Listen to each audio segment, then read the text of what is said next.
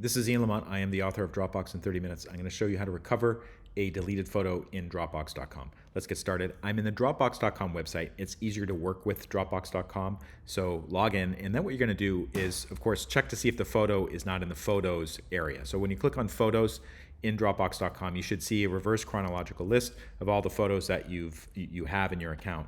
Now, it won't show deleted photos. So if you see that a photo is missing, what you want to do is go to Deleted Files,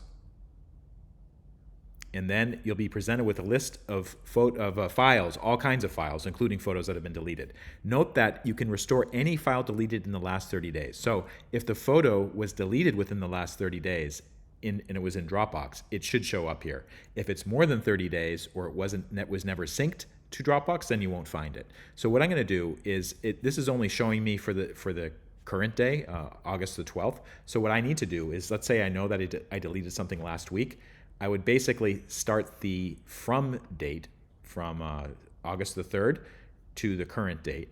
And then what I could also do is I could also kind of just use certain devices. So I have a whole bunch of devices that are syncing to Dropbox. So let's say I'll just say Mac 3 and see what turns up, if the photo turns up.